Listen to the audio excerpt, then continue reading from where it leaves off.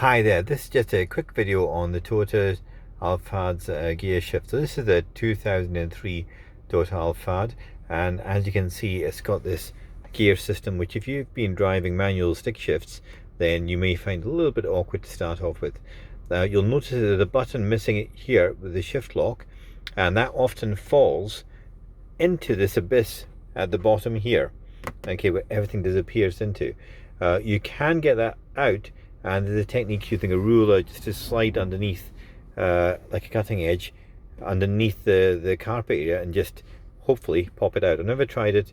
I might try it one day and make a video on it, but I think it was Tony Mansell that mentioned that on one of the forums. So that's doable. As I said, I've not done it myself, but Tony swears that it can be done.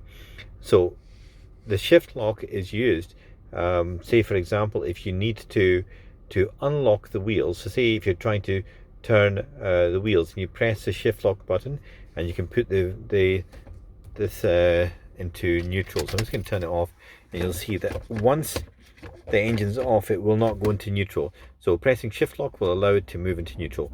If it's missing, you can use a screwdriver just to press down on it, and that will release it and allow you to move into neutral. Now, so you'll notice I'm going to start the engine again, and once the engine's in, you can move this around quite nicely. So you've got L, 2, 3 and D. So imagine L is first gear, second gear, third gear, and D is fourth gear. So a common mistake is to actually move it all the way through, and for some reason pull it onto the 3.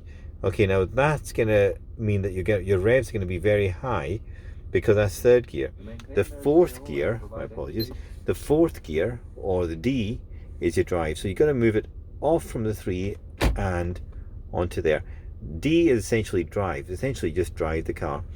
N is neutral, which you'll be familiar with, and R is reverse, and that will bring up the cameras as well, okay, and the beeping noise. So back into park. When you park in the car, you press that, and just switch the car off. That will lock the gearbox, but you're going to need to use the handbrake as well, the foot brake as well, which is down there to the left. So you're going to be using the foot brake, okay.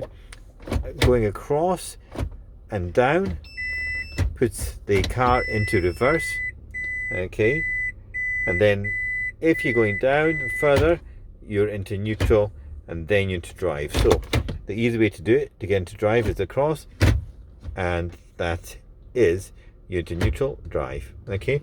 Now when you look on there, you can see which one you are. So if you're on 3, you're going to be burning a lot of petrol up. If you're in drive, that's your fourth gear, that's the drive you should be normally. 2, 1, which is your lower gear, 2, 3, D, neutral, reverse, and that one of course is park, which is when you're just going to lock the transmission up. As I said, you've got to use the foot brake, because that transmission will go under a lot of pressure if you're parked in a steep hill and you don't use the foot brakes. Okay, so I hope that is useful for you. You'll also notice that I've got 171,055 on the clock there. Part of that is miles, part of that is kilometers, but this car just feels and drives as it should do, and that's another thing you have to watch out for, because these cars are bulletproof, and therefore they're easy to clock back.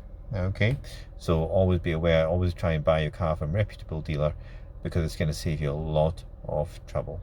I hope that was of help to you, and I hope that just makes this gearbox an easy one to remember.